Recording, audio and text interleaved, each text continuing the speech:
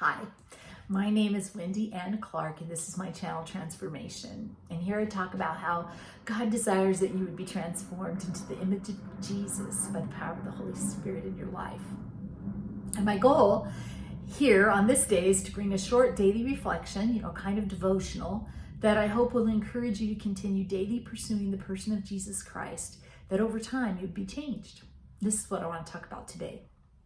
What do we do when we look up and we see giants? We all face giants in our lives, great difficulties that seem insurmountable. Sometimes they seem to stalk us. They're following us around in our marriage or our parenting or our church family or our work life or our social life. Maybe the giants that we're facing are in our mind or in our emotions or in our heart. We can't ignore them and we can't pretend they don't exist. We do have to face them and we do have to overcome them. And when we do, we will be stronger by overcoming the giants in our lives than we would have been if there had been no giants at all. And the children of Israel, they faced what looked to them like giants as they approached the land that God had already promised to them.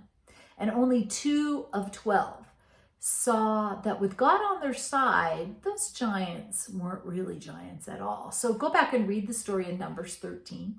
It's a good story to read. And so they turned back. They turned back into the wilderness because of the spies that went in and saw the giants and were afraid. So they go back into the wilderness, which is essentially the land of no giants. The enemies aren't there when they're in the wilderness. But they're still going to have to face those giants eventually when they get to where God's taking them. And there's no way to avoid those giants and still have everything that God wanted for them.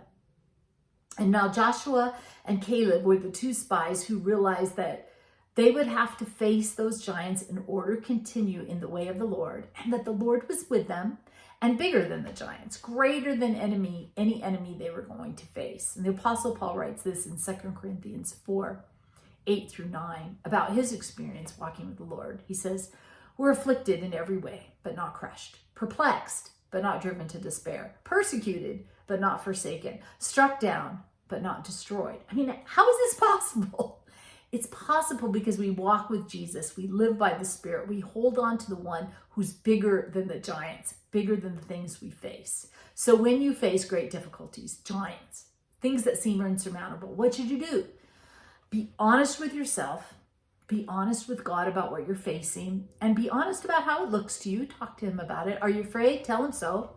Does it look like there's no way to defeat this giant? Tell him so. Talk to him about it. Surrender it all to the power and strength of God and obey his word and whatever the Holy Spirit teaches you through his word.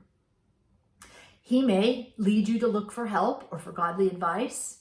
He may lead you to think and study and learn something that you don't already know.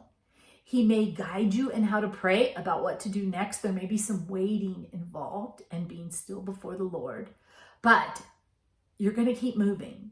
Don't crawl into bed and pull the blankets over your head because those giants aren't going anywhere and they're going to need to be faced.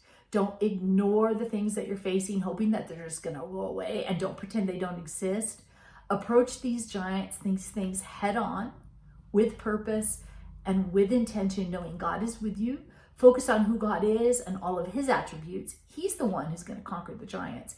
And keep your focus in the right place as you walk with God. I hope I've given you something to think about today. I hope it's encouraging for you. If you like it, please hit like. Share it if you think somebody else might like it or it might help somebody else. Subscribe if you just want to help me out on YouTube. And hit that notification bell if you want to be notified when I post new content. And thanks again for watching, and see you next time.